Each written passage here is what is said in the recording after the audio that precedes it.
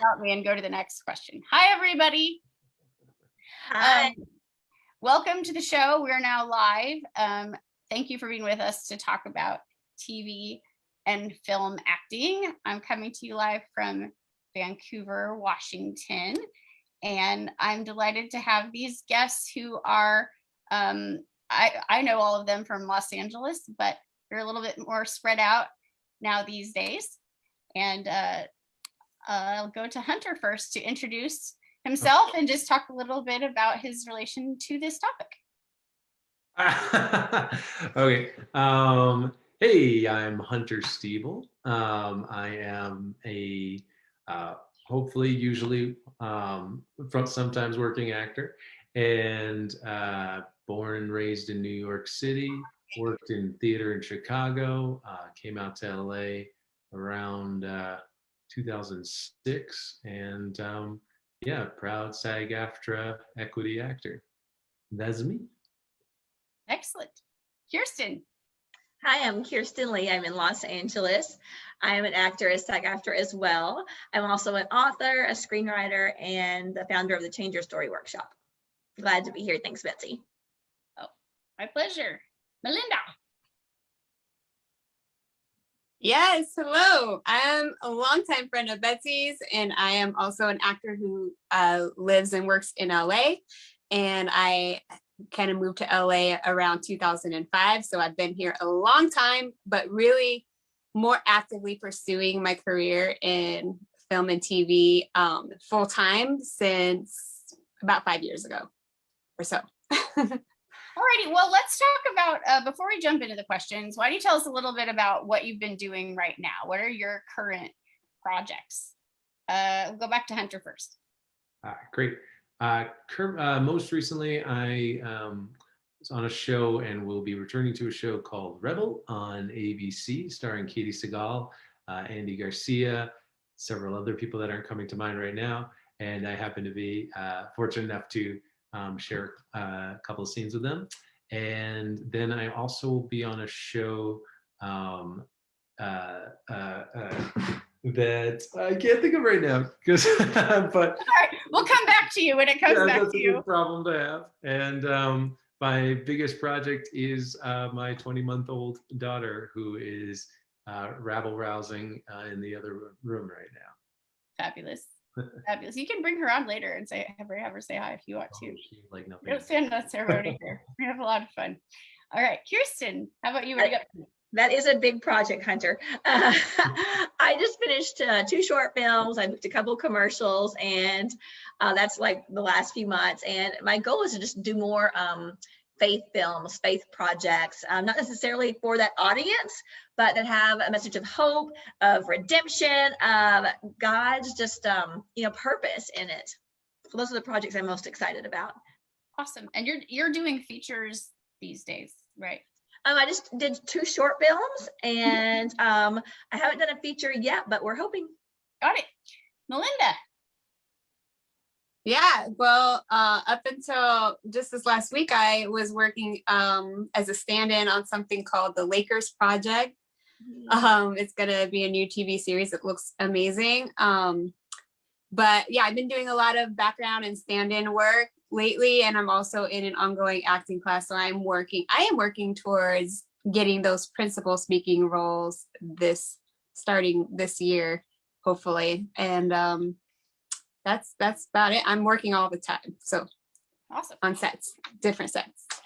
All righty. Well, you answered this a little bit, but let's start off with this question. What are your goals in relation to acting? And if you want to go back and talk about a little bit more about like what your goals were when you started on acting versus your goals now, that's really interesting to us too. Melinda, let's start with you first.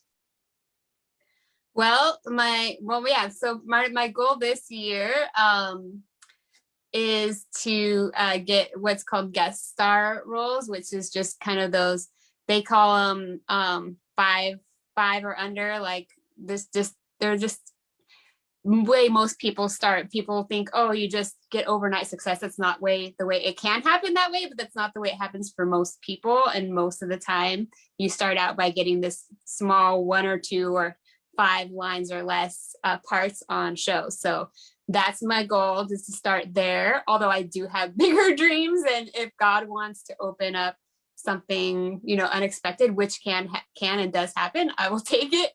But yes, I'm doing that, and I'm looking towards getting. I had a rep, but unfortunately, because of the pandemic, I lost my theatrical rep. So I'm going to be looking for new representation this year. My original, I guess my goal has never changed. It's just like, since I discovered acting, I fell in love with it, and my original goal is just to be able to, do what I love and get paid for it, and to bless other people in the process. So that goal has never changed. Thank you. Sorry. Hunter, how about you? Well, I think the main goal is to keep making a living at it.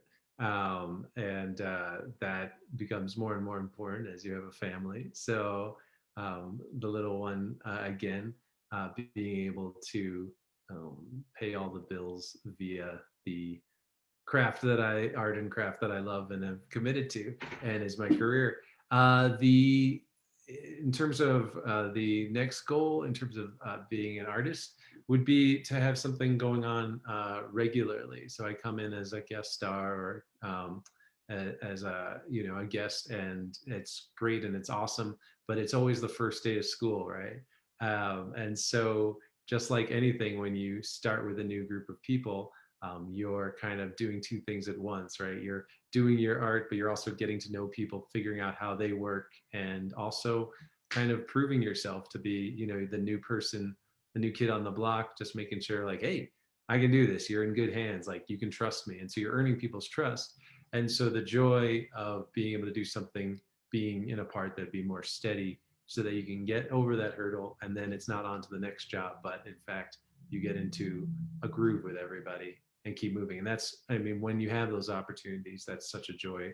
And when I've been able to recur and come back, that's also such a joy, because you already have a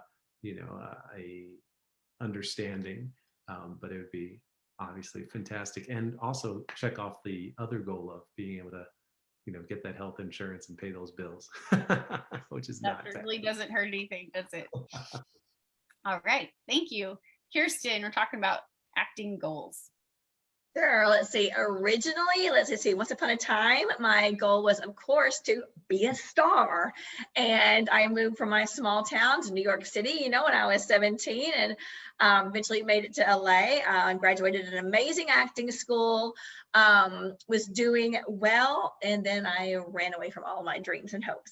And you can read all about that in Change Your Story, not a plug, but for the purpose of our time. And so, I never thought that I would pursue acting again, honestly, Betsy. I thought that I had just messed that up. It was too late. It wasn't going to happen.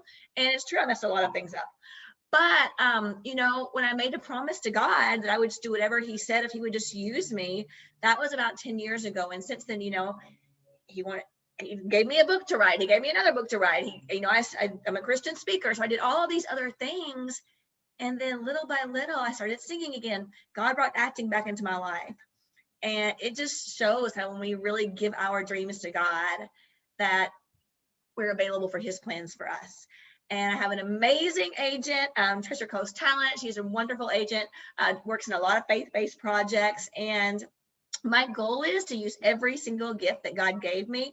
I don't want to just play the perfect characters. I want to show the struggles. I love playing the emotional, distraught characters. I love everything about acting, but the difference is I want to just glorify God in everything. And I did want to do that before as well, but my life wasn't going to do that.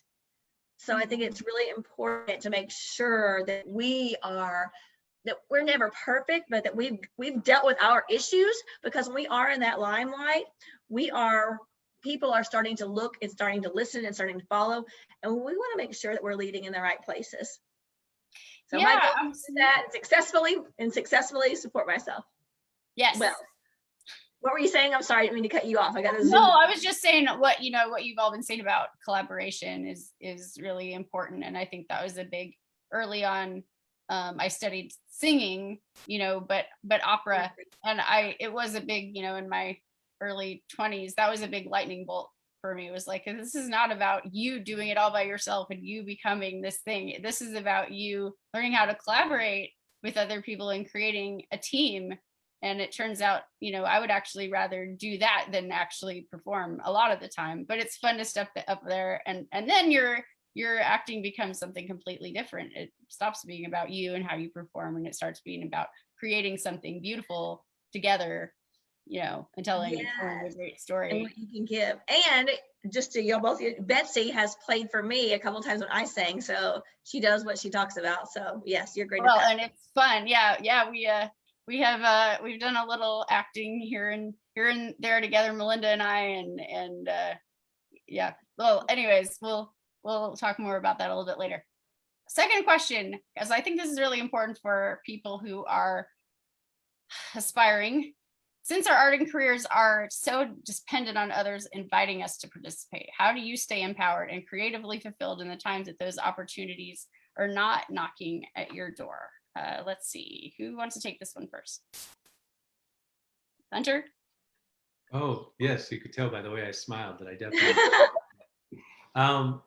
Yeah, no, I've totally solved this. I know exactly what to do at all times, and this is a really easy question for me. No, I think it's like a regular struggle, just as I think we're always learning. We're always still going towards this goal of trying to empower ourselves. And as actors, it is a really tricky thing to do because we are one of the last pieces to fit the pie. So how do you become independent when your art is so collaborative? And I try different things. At the beginning of this pandemic, I started a podcast that I'm very fortunate to have worked with one of the greatest stars of all time, Dracula. Yes. So it was called Sleeping with Dracula. And I did that for a little bit, but then pandemic required a lot of responsibilities to help family, etc. And I'd also discovered how much work doing a podcast it is. And so I did that for a bit. That's on pause. We'll see if I pick it up. And How many episodes did you do of that?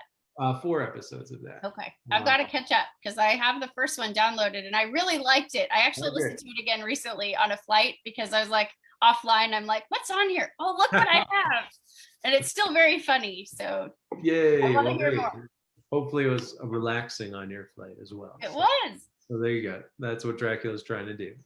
Give you a few laughs and calm you down. But that I teach on the regular. I teach 3 different classes a week, and that's been really is inspiring. Just to you learn from the students as much as you teach, because they're coming at this craft without all the baggage that you've built up in your career, and aren't thinking about it necessarily as a business, but as the art. Or if they are, they're just excited about the business rather than right, it being like more complex, if you will.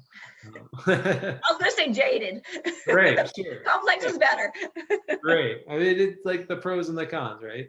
You know the great things, and you also know all the struggles that go in between them. And so that's inspiring, and also just reminds you to get out of your head. And sometimes their impulses are better choices than your more informed decision, if you will.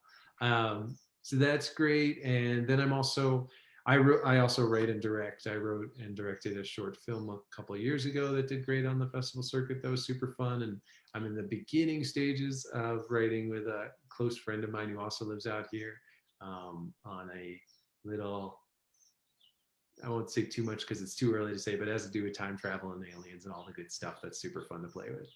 So yeah, and of course, like creating your own projects is the best way to not be waiting for the phone to ring, right? But then you have to start calling everybody else so that their phones ring. So that's a whole nother bag of fun. Putting on your producer hat. Yeah. Right. All right. Kirstin, how do you stay empowered and creatively fulfilled when things are not coming to you? Well, I call it, you got to employ yourself. you don't get that time off. You just tell yourself, okay, I'm constantly asking, okay, God, what else can I do? What else can I do? Self-taping, everything is self-taping now. You can practice self-taping. I mean, everything is so important because you're not just acting anymore. You're directing, you are the camera person, you are everything, and getting all those details, it's a lot. So just practicing that. There's a challenge I did this week where you had to film 16 in 1 month. Except for I started it late, so I did 16 in 7 days. So just learning characters, doing scripts, constantly doing that. What else can I do? Writing, write parts for myself. I also teach the Change Your Story workshop. So I'm doing that, though it's not acting, it's still pouring into people's lives. So I think just making sure that we're filled up, keeping our prayer time, keeping our praise time, making sure that we are seeking first the kingdom, and then asking God, what else can we do? Because I always say that not knowing what to do is not an excuse for doing nothing. So I'm constantly looking for reading for other people, being their reader, researching who is casting what, how can they see me? So just constantly asking questions and stretching myself, looking for great podcasts, reading other actor stories, how they're doing things now, making sure you're up to date, because it can be overwhelming. And it's really important to not be on that roller coaster of what I'm thinking, well, it has something going on, and because that's not a good place to be. That's So hopefully that answered your question. Yeah, absolutely, it did. Melinda. Yeah, I love it. I just sit around and wait for someone to no, just kidding. Someone to call me. I don't know. Also, should I be scared? Hunter knows Dracula, like Yeah. and he's Thousands working on of years something old. about time traveling. So I'm a little scared of you, Hunter. Well, that's I just know that stuff from YouTube. I mean, Well, one thing I want to add for you is going to classes. The school I graduated from, you can audit for the rest of your life once you graduate. So I'm constantly going to classes, like listening to class. I can't speak, but I can learn from everybody else. So just constantly learning and bettering yourself. Okay. Yeah. So beside all the joking aside, like what Kirstin was saying, acting is a muscle, and I think you need to treat it as such. So if you're not working out that muscle, you're gonna get weak. You're gonna get, it's like riding a bike. Like maybe I haven't personally actually probably ridden a bike in many years, so I'm probably going to be a little bit rusty when I get on a bike for the first time after so long. So like acting is the same way. Like you can't just wait around. You have to continue to use that muscle and exercise it. And there's so many different ways that you can do that. A class is a great way. Like I'm in an ongoing class that I just started, and it's definitely helping me not get rusty during a time where I might not be getting a lot of auditions or projects to work on.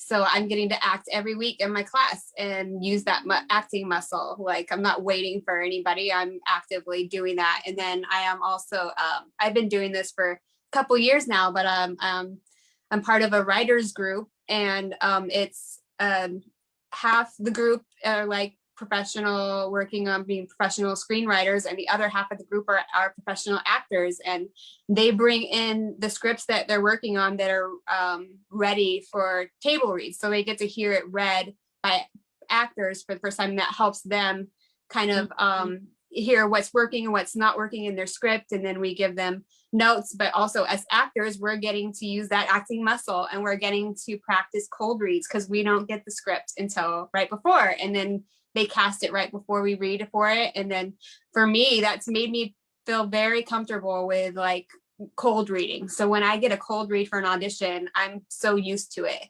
It's something I do every week. So so being a part of a group like that has been really helpful for me. Any audition that I get, I consider it like a chance to use that muscle again and like perform. I used to hate auditioning, and I'm trying to change my mindset. Instead of like, oh, I hate auditions, like, oh yes, I got an audition. Like it's a chance for me to grow and to learn and to use that muscle. Whether I get the part or not, like, doesn't really matter. So let's see what else. I know everything that they said, they're all really great ideas. There's always things that you can do, even just watching good shows and acting. Like, I learned from that. And even in my job, I mean, I'm fortunate now that my job is I get to be on set. So that's a learning ground right there for me, where I get to see people at the top of their game, the directors and the actors, and just learn from them. So I just take it all in. I think that's a really great point, Melinda, and something that I kind of regret I hadn't taken advantage of in the beginning days of my career of moving to LA, which was like I never really pursued doing background work or trying to do stand-in work because I thought like, oh, I won't be available for auditions. And that was really a mistake on my part because I think I would have really benefited. I kind of had a little chip on my shoulder coming to LA that I was like this like real theater actor, and I didn't like, I knew what I was doing and I knew how to do it. And I think I would have really benefited from, I would have saved some time if I had just gotten on set and learned, the different ways of doing acting, if you will, on set versus on stage, and learning how things stop and start, and just knowing that I would have had more confidence in my first auditions and first times on set when the cameras were on me, when the lights were on me. That's a really good point. Yeah, thank you. I think for me, I was a theater person growing up, a community theater person, and my mom is a theater person. So I was never interested in movies at all until I started working on a set. And when you're behind the scenes, it's so much different, because you start to realize how actors get treated, and how well the whole thing is just such a surprise if you haven't really done it. And we all come from a different background and a way that we imagine the Hollywood life going, as opposed to how it actually has gone. But if you get rusty, I mean, I spent a whole year without singing hardly at all in the pandemic, which is not on purpose. It just worked out that way. And then I got called in to sing something. Wow, it was special. It was special. I pulled it out, but I was like, wow, all I had to do was a little bit every week, and it would have sounded a little bit better. I would have sounded a little more toned. Oh my gosh. I'll try not to do that again. All right. Really. All right, let's go. I want to also say that Melinda's right about the bicycle analogy, because I just started riding a bike again, and I used to ride like in New York City, and now it's been the first time in years, and I fell over on my first bike ride. So oh no. It wasn't bad. I was going like 2 miles per hour, and then I fell over. Yeah. Never know. You just never know. But it's still in you. It's like you don't completely lose it, but yeah, you don't want to. But you're not going to get that audition. Yeah, you're probably not going to. Okay. I know. You're not going to list like bicycle riding on your resume for a while. Okay. Question 3: what challenges did you face? Or you can speak about your current challenges now that you're facing, and how did you overcome them? All right, so you've just spoken to this a little bit. What else? Kirstin, we'll go with you first. Thank you, Betsy. Challenges: not being on the roller coaster, the up and down. Oh, I got something, things are going good. Oh, I have nothing. And then letting that alter my decisions. And that's also a maturity thing. We go through that no matter where you are in life, you have that. I think in acting and the entertainment industry, you have it even more so. Just being really grounded as a person, not letting it take me so on a roller coaster, to not only work when I got called. That discipline, learning to do that was a challenge. To learn that you have to be ready at a drop of a hat. You have to be ready, because you don't know when they're going to call you. You don't usually have a week notice. They can call you right then, and being ready on your game. The challenge of knowing who I was and knowing what I was okay with versus it doesn't matter what anybody else is okay with. It matters what God has told me, what I'm okay with, and being secure in that, and not being intimidated by other success or failures, and really just staying strong and steady in that. Those are definitely challenges, and they always want to creep up. I think that's still just about keeping in line with, who we are and who God has created us to be. And then there's challenges of, not everybody's going to get our career, and they don't have to. And really being okay with that and not letting it detour us, that's a really big thing for a lot of people, I think. So I will hang out for the next question and listen to Melinda and Hunter. Alrighty. Melinda, talk about the challenges that you're overcoming or that you faced. Okay, well, I thought about this question. There's been so many challenges. It's not even funny. But I thought that probably the biggest, there was a point where I had a very big challenge and I was about to give up, basically, because I got in a car accident, and I was working as a background actor at the time, and non-union. This was before I was SAG, so I wasn't really making too much money. I had an older car, and because finances were really a challenge at the time, I had just told my car insurance, like, what can you do to lower my car insurance? It was, I was trying to lower my bills because finances were tight. And so we took the, comprehensive, whatever coverage off of my car. And the very next day I got in an accident, and then I found out my car wasn't covered because I had just lowered my insurance. So I was now without a car in LA. And I was already struggling financially. And so it was just a huge challenge. And then I had been eligible to join the union. I was SAG after eligible. I'd already been doing full-time background for about 2 or 3 years.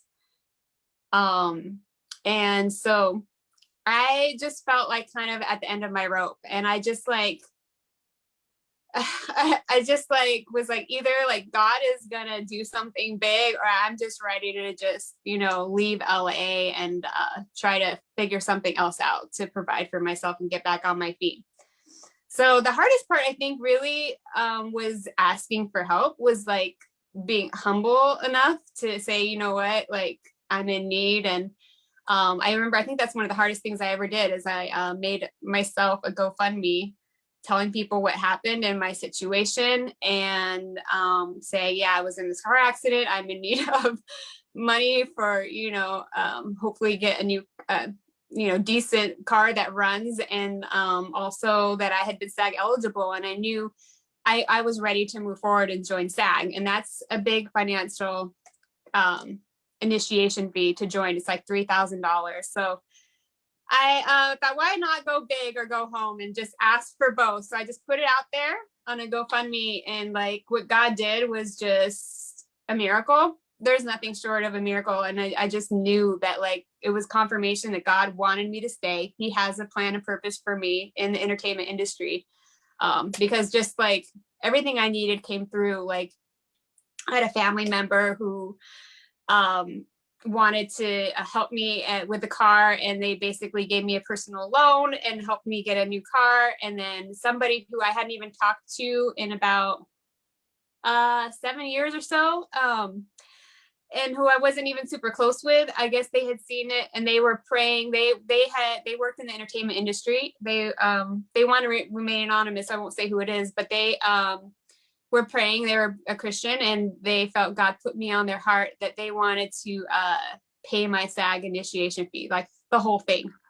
So I went from like this big challenge where I was ready to give up to like a car and being able to join SAG and not even pay for it. And that has changed my life. Like, since I've been SAG, I'm making so much better money. I'm getting better opportunities. I have more time I can focus on pursuing acting, because when you're non-union, you just are working job to job. But when you're SAG, you make more, so you can work less but make more. So it's pretty awesome. Like, so yeah, I don't know, that's a lot, but I wanted to share that story because I just like, I think it was just the biggest challenge that I faced so far. And and I always go back to that when something I'm facing, and just having faith that, like, if it's meant to be, like, God will make a way for you. That's good. Well, the community, experience, I mean, being an artist means that you really are dependent on the community to support you one way or another, which is really true of everybody in a way. I mean, people have to pay for, they have to want what you can do. That's part of the whole struggle. All right. Thank you for that story, Hunter. Challenges. What are you overcoming? What have you overcome? I think that I can't think of the challenges that I've overcome off the top of my head. The one that pops into my head is the one that I'm still struggling with, which is just trying to be, again, that this is a collaborative thing that we got involved in. That's why we were drawn to it. And how much work and time is spent solo, and the self-discipline that's required in order to get the opportunities to work in that community situation, that collaborative situation. So I think my biggest challenge is that prioritization and organization of what the times that I excel are when there's a deadline, when people need my help, when there's this or that. I can do 1,000 things at once, and multitasking, right? And that's what you do as an actor, right? It looks like you're deeply in the movement, but you're making sure that you grab this prop and land on this spot or whatever it is. But then when that whole rush is over, then it's on to the next job and trying to figure out there's 1,000 things you can do, especially nowadays with the internet and the taking down of gatekeepers, and you can make a good living just on your own self-producing and being a personality on YouTube, and many people successfully do that. So there's so many options, and so what is your priority? What is the thing that you should be doing next, and when should you be focused on it?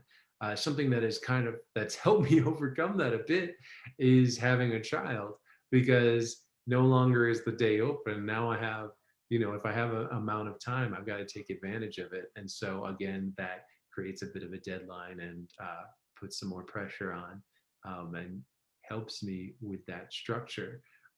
Another thing that I should have probably given a shout out earlier to, has kept me busy and also gives me that sense of community, is I'm a member of an organization called The Collaborative, and that we were a co-op, and now we're a non-for-profit. And so it's a group of 100 actors, multitaskers, filmmakers, writers, with the priority we're first actors. And we work with, we bring in guests of casting directors, producers, directors, all sorts of artists, and elements of the film and TV and theater. And so that has kept me active, has kept me informed, especially in this time of this pandemic, and where literally the world is changing day to day. It has really kept me where we've been isolated in our house. It's kept me in touch and understanding what's going on, with our auditions happening in person, our productions happening, things like that. Rather than just being like, I'm not working right now, what's going on? What should I be? Being informed, and also having that sense of community. We have a Facebook page. If I have a question about anything, I can write it on the Facebook page and I'll get 10 answers within the hour. And that, of course, is vice versa. I've put in plenty of answers too. I don't know if anybody wants them, but they're from me. That's my thought. So yeah, that's that. Yeah, I often wonder how parents do that with the acting, because I know it's always hard when you're doing something that requires you to create videos, or where you kind of have to control your environment if you're going to create a tape, or if I right now, I mean, I teach music lessons over Zoom, so or if I do the show, for example, everybody has to know in the immediate vicinity, right, that this is happening. And right on set. I was living in an apartment in LA, where there could be all kind of noise interruptions and all kind of stuff, but at least you're not in the traffic and crazy of LA right now, right? Well, it goes back to what Kirstin was saying about getting off that hamster wheel. It really, both I had a daughter in October, and then the pandemic really hit February. And so it really required a lot of prioritizing. And I take much less time working on prepping for my auditions, one thing, but the self-taping and the filming, I have to pull in my wife, and my daughter's sometimes strapped to her.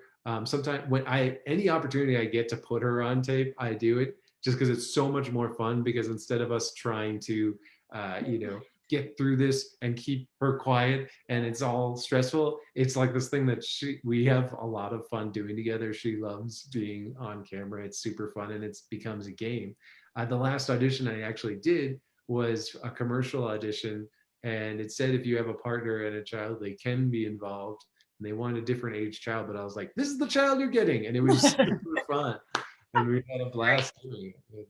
So the pandemic and childhood kind of forces you off the hamster wheel and gives you a little more perspective as to your priorities. Yeah, and I imagine it gives you some more creative ideas, and you develop a different kind of sense of humor, and there's all kinds of other gifts that can come in if you let Yeah, I didn't need help getting into the dad joke zone, so. Yeah, that's a whole other realm. But yes, now you can officially do the dad joke thing. Yeah. All right, so we'll talk a little bit about acting itself. How do you handle deep emotions like anger and sadness, even up to tears? Do you think of the emotion itself? Do you get to think of a past experience to get in that headspace? Let's talk about your methods.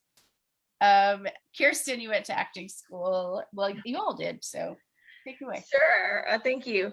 It's a great question, and it can not knowing the healthy ways can really mess you up, I think, especially if you already have emotional issues, which pretty much all actors have had at one point.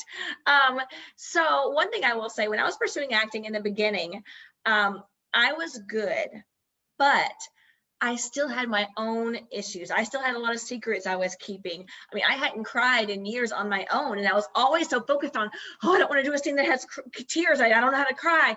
And my teacher said something to me. She's like, stop thinking about the emotion, do the action, the feeling will come.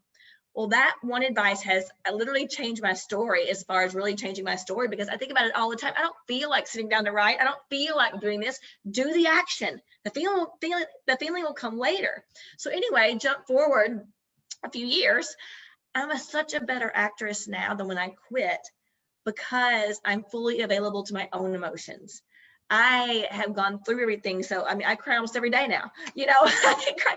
So what I do as far as the scenes is, I don't do none of those things. What I do is I look at the scene and I think, okay, what would have had to happen to me to get to this point? Like, I literally write out a whole backstory of the scene, whoever I am, like what happened, who I'm married to, who my relationship is, what I went through in my life. I'll do a whole nother script before I get to the line, because then I'm invested in all this stuff. So when I do the lines, it just comes out. So Meisner's a technique I did. I did do some method acting at Lee Strasberg in New York. Hate it. Personally, did not recommend it. I think it can be very unhealthy, although I know some great people who use it. But to me, I studied with Meisner. But that's how I do it. I just don't think about the emotion at all. I think about what I'm saying. I think about my relationship with this person. What's going to happen if I don't reach my objective? And then the emotions just come. They just come naturally, rather than kind of forcing them or thinking, oh, I'm going to do this, I've got to cry today, or I've got to be angry. No, you just do what you do what you say you're doing, and it'll happen. Good. Melinda, methods. Okay, well, this is kind of been a hard one for me personally, because I'm similar to Kirstin. I felt like, as everyone is different, but I feel like I'm somebody who doesn't cry easily, like in real life. So it takes a lot to make me cry, and so when I need to cry on script, like, it never came easy to me. And it still doesn't. I also found myself like being more geared towards comedy and like doing that, but like doing serious dramatic, it was always harder for me to think of myself that way. But what she said is really true, and actually really good. I don't try to think of a sad experience in my life to make myself like sad. I try to put myself into that character that I'm playing and in that moment. Right. And if I cry, like when you're in it, sometimes not more I do that, emotion just comes. And actually my struggle lately has been when it comes, I get surprised, like, oh my gosh, like I'm crying. And then I might struggle with my lines a bit or something. Because it can catch you by surprise. But just try to keep the moment genuine and to like the character and what's happening in the scene. And just, if it comes like, cause I feel like I don't like things that are like, oh, and the character cries, because like not everybody responds that way to sadness, or, you know, you can be sad and you can laugh, or you can be angry. Like emotions can just come out in different ways. So I just think being true and being true to the moment is most important. But there is also a secret that not a lot of people talk about, but I've seen A-list actors on sets use it, and they actually have in their arm. they actually have, well, there's drops, but there's also something called the tear stick, and you wipe a little bit under your eye, and it's like menthol, and I don't know what else is in it, and it will make the tears come. And yes, big stars use it. So yeah, because you have to do it over and over for film and TV. Like it's not just one moment, like they have to get different angles and you know, so yeah. Yes, Hunter, how do you get those emotions out on camera when you need it? It's just think of a really sad time, and then it just I think I mean, yeah, I think I echo most of what you guys said. Yeah, the exercise of using sense. There go my glasses. The exercise of using sense memory is useful, I think, to get you into the space, to make you a little more accessible to touch into memory that you have similar. For me to stay there would be creating artifice and taking me out of the character's experience. Perhaps that's just because I have a theater background and that's where my original training was. But I'm big on telling my students, getting really specific and get your given circumstances being really clear. I think Kirstin was saying about writing out all the details of your character and creating that life.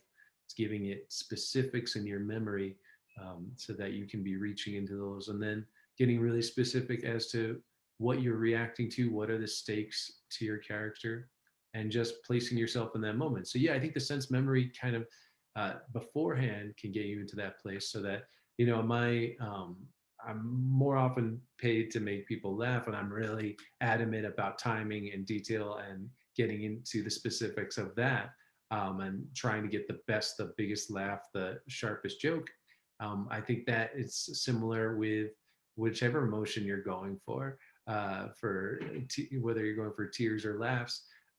It's about being specific and not focusing on the emotion. That's just going to be a benefit of it. If you're focusing on the emotion, you're dead in the water, right? Because I'm always telling my students, they're like, should I be sad here? And I'm like, well, how are you gonna play sad? Like, and now I am doing this. No, you got to be focused on the action, what you're trying to do, and the obstacles that are in your way. And you know, if you're sensing loss, like going after that, everything should be active. That's I very want to add two things to that Hunter made me think of. One is, after I do all that and write all the backstory out and write all the lines, I visualize. Just close your eyes, almost like a daydream. Just close your eyes and visualize one moment that gives you that feeling, you know? So you just visualize that one thing that kind of sets the tone. And then when Melinda said something that made me think of, and waterproof mascara. I always forget that these days. And sometimes I'll be self-taping and I'll do a great take, and then I'll go look in the mirror and I have like black all down my face. So that makes a difference, ladies. Oh, 100%. Yes. Yeah, the makeup, and then the just the angle. I mean, one of the main reasons that acting is so hard for me, that's and part of the reason that I really haven't pursued it too hard is just like it's shocking. And there's this other layer. Sure, maybe you access the emotions, and like there was a time that I cried on camera for my acting class, and I was so excited and proud of myself. But then I watched it, and you couldn't see the tears. It was too far away, and I was just like, I did all of that and took myself back and did it, and I pulled it off in the scene, but nobody can see it. I mean, come on, you guys. That's like, this is really hard stuff you guys you're doing. And I can't, it's my hats are off. My hats, all of them are off. Obviously, because I'm not wearing a hat. Thank you. What is your biggest piece of advice? So by the way, and thank you for, we've got some people watching us and sending us lots of likes and hearts. I don't know who you are because you haven't said anything, but I appreciate all the likes and hearts. And so if you have a question, we've got about 15 minutes left, so we might just get to it. So feel free to type away your little comment and I will try to see it and bring it into the conversation. What is your biggest piece of advice to those who are just starting out in acting? Melinda, you first. I love that question. Thank you, Betsy. Actually, did I write that question? No wonder I like it. I think I came up with that question because that's something that I'm still always wanting to learn. But for me, I think the advice that I give is live in gratefulness and positivity, no matter what your circumstances are, because I just feel like that has changed things. But I don't know, just like when I show up set and I'm not complaining and I'm just like happy to be there, like it's noticed and it gets me back on set. And I have gotten so much favor by just being grateful. So that's really one of my biggest pieces of advice. And I guess that can go for anything. It doesn't necessarily for the acting world. It's just in life, like staying positive and grateful for the things that you have and the good things in your life and just for each new day. And like I feel like, I mean, we all learned that lesson this last year, like with the pandemic, just like the things that we, normally take for granted, just gathering together with our friends and family, like not worrying about a virus that could, this deadly virus that has just shut everything down. So there's always something to be grateful for. So that's really important. I agree. Hunter. Mine would be just do it. It happens like 2 times 90. today. The speakers go down. Continue on. It would be, that I think when I moved to LA, people told me, don't do a play. Nobody's ever going to bother to come see it. And I still regret that to this day. I didn't. And I was coming from a really strong theater background, and it was what I loved and what I was passionate about. And I said, oh, okay, I'm not going to do that. I'm going to focus on getting acting work other ways. And it was just so, I regret it so many times over because I don't do that much theater still. And I want to get back to doing more theater because I realized that like acting for film and TV is just not the same. I love it, yes, but it's, the stop and start of it all versus the building on something and getting through 2.5 hours of a show, and it's a marathon, and then building on that every night and getting better and being like, oh, that worked. Let me work on this part. Oh, the audience, the response from the audience. So that, and you're going to get a lot of naysayers, and just if you have the instinct to do it, just do it. And if it goes badly, then oh well, go on to the next thing. I think that there's a lot of people that say don't do this, and now there's a lot of people that say you have to do everything. You have to create a show online. You have to do it. And like, it's like, if you don't want to, don't. Just focus on what your gut says you want to do and prioritize that way. I think the going on to that is you're not as old as you think you are. I think that when I arrived, I was like, oh, I've got to do this. And like, I'm already 26. And it's like, what? Like, I think of 26 as a baby now. And I know in 10 years, I'll look back at my today as like, I was so young then. And, 10 years from now, vice versa, or continuing. So just don't worry that you it's too late to try this other thing. Just do it. And don't worry about doing all the things that you don't want to do that someone says you need to do. Just focus on the things that you instinctually want to do, because that's what you're going to be best at. And if they don't work out, then say, okay, that's not fulfilling me. That's not feeding me anymore. That was a good chapter. I learned from that. I now know for the rest of my life not to do that anymore and focus on something else. So yeah, like Nike says, just do it. Thank you, Hunter and Kirstin, I'm sorry. How did I do that? Kirstin, what is your best piece? That's okay. What is your best piece? My internet is unstable, so if I cut out, you'll know. I don't know why. It happens. Well, first, I just agree with what Hunter and Melinda were saying, both of you. The definite grateful thing, and being the first, I haven't done background since I lived in Miami, actually, but I used to do it in the beginning. And I kept getting called back on this show. I literally heard them saying, what else can we have her do? What else can we have her do? Because I was positive, and I was just being me. But that really goes a long, long way. No one wants to hear about how long it took you to get there, the traffic on the 101. They don't have time for any of that. They hear that from people they have to listen to. So I think just being grateful, being humble, being on it, on time, on your job, knowing yourself, and just no excuses. Get it, no excuses at all. And then my bigger advice, I guess, is just ask yourself why you're doing this. Motives are huge. If you are doing this to prove to your dad that you can, prove to your town that you can, prove everybody wrong that was mean to you and bullied you your whole life, which, by the way, I've done all of those things at one point. There was a piece of that there. If you're doing it for those reasons, don't, because it is if you are doing it to get security, to get applause, don't. It is the hardest industry. It is rejection after rejection after rejection.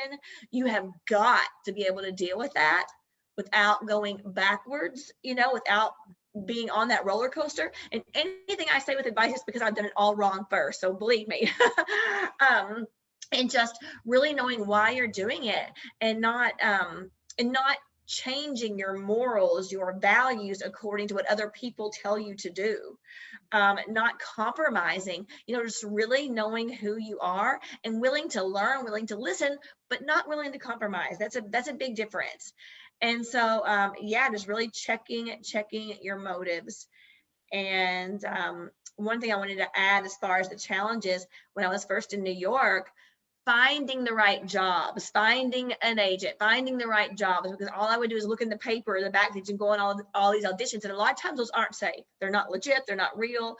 So really getting plugged in to, like Hunter was saying, a good organization that can lead you and guide you, that has people that are smarter than you, that have been there. And don't believe everything you hear. Don't believe everything I say, but take it in and, ask God, is this true or not? Is this work or not? Is this for me or not? Really asking yourself the questions, and just continuing being grateful, and to know the difference in letting go and giving in, and putting something down because God says, and putting it down because you're just scared and tired and you just can't do it anymore. So just asking yourself the tough questions. That's good. Those are all really. Thank you for having me today. Oh, you're very welcome. My gosh.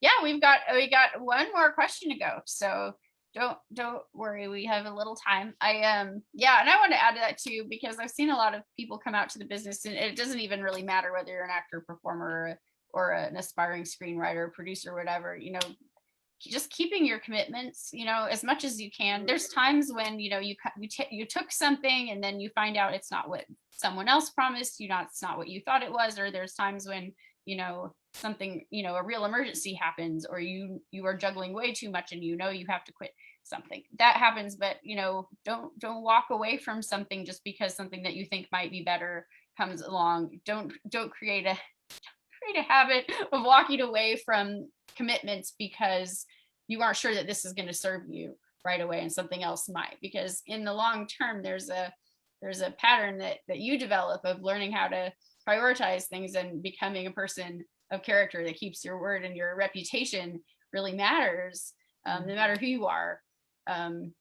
So, and then, yeah, I really like what you both said about Hunter and Kirstin about not only having supportive communities, but I would add to that, be aware when you have a teacher or a circle or an accountability group that is actually harming you or doesn't respect you. Like, be aware when you need to change your environment for your own personal growth, because you need encouragement and you need a new challenge or whatever that is. If you don't stay too long just because you don't want to be a quitter, there's a time and a place for that. So yeah, so because that's the hardest thing for me to watch, actually, is and that I've done too, is staying somewhere, whether it's a day job or a performance or with a teacher or something that you love the person, but your loyalty is not supposed to be to that person. You have a bigger picture to fulfill, and that's a tough balance for people who want to be good. Like, we want to be good people, not just good actors or performers, and it's a tricky. Well, it's also like hard to let go of potential, right? I think that was a big lesson for me, that I learned, that you can see the possibilities that could happen here, and all that you invest in the possibility of being able to get someone or something to a certain level, and you have to recognize sometimes that that's just not, that you guys aren't on the same track, or it's just not going to get to that place, and letting go of that and moving on to the next thing. It's like the idea. It's like love. Are you in love with the person or the idea of love? It's like that idea of what this could have been. You got to be able to say, okay, well, it's really not anymore. My time is of essence. That's right. That's right. All right. Last question. And thank you so much for everyone who's been with us. This has been a really wonderful show. And thank you for watching. If please, everyone, post your links to your projects and where they can go watch you and how they can follow your careers in the future and read your book. Kirstin, you've all got so much wisdom to share. Last question is, how do we do that, Betsy? Share with people. We only have 3 minutes. Post your comments directly below on the show itself, because anytime someone clicks to watch it in the future, the chat shows up. Okay, great. All those comments will show up. Yep. Okay, what is the biggest mistake that actors make? Melinda, what do you think? What is the biggest mistake?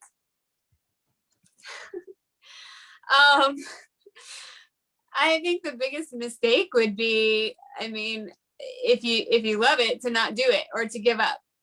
I see a lot of people give up too soon. I just think that it doesn't just, it's not, success isn't something that just happens overnight. And like Kirstin said, this is one of the toughest industries there is, and you have to face a lot of no's and a lot of rejection. But if you persevere, if you keep learning, if you keep growing, if you stay positive, you stay grateful, I absolutely believe that you can be successful and happy and make a career. So thank you. And would you say that acting is for everyone? It's for fun too, right? Not just for our career. Yeah, it doesn't have, some people might not want to do it for a career, a lot of people, but there's always, I'm community theater girl. That was where I started. That was my first love. That's where a lot of my work is from. I love musical theater and I miss it. Like Hunter said, I'd like to get back to that, but it's a little difficult right now. But yeah, just I whatever you love, that's what you should do. And if that love is in you, it's there for a reason, and you should do it. All right, Hunter, what is the biggest mistake that actors make? Worrying about making mistakes. I think a lot of younger actors, and I think actors in general, I hate the phrasing of that question. Not to come at you, Betsy. I think it's what happens a lot of the time, and I think it's a lot of the time, I used to hear it all the time when I'd be in a casting director class or something like that. What's your biggest pet peeve with actors? And it's like, everyone's got pet peeves. Don't worry about it, because then you're just going to make a giant list of things you shouldn't do. If you're a good person, if you're trying hard, if you are respectful of other people, then don't worry about being mistakes. If you're not working hard, if you're not respectful of other people, well, then you don't need to worry about what actor mistake you're going to make. You need to work on yourself, right? So if you're a good person and working hard, then don't worry about making mistakes. And again, just do it, right? And just keep learning and taking the notes. And yeah, think in the affirmative. Be empowered, right? Like we often think we just want to be liked so we can get the job. And it's just like, you're a good person, you're likable. Just like, gosh darn it, people like you, go do it. Right. I like all of you a lot. Kirstin, what's the biggest mistake that actors make? Well, I guess doing the opposite. Oh, I like what both of you said. Doing the opposite of everything else I said. Letting yourself be on the roller coaster, letting yourself, do all the things that are going to keep you in a mess, and pursuing it for the wrong reasons, all of those things. So yes, everything I said that would be the opposite of the worst mistakes, and not getting training, just thinking that you're just great because you're beautiful or whatever else it is. But I see it's 4:00, so thank you so much. It was so nice meeting both of you. Thank you for being with us, and we'll see you next week. Thanks. Awesome. Bye. Thank you, everybody. Thank you.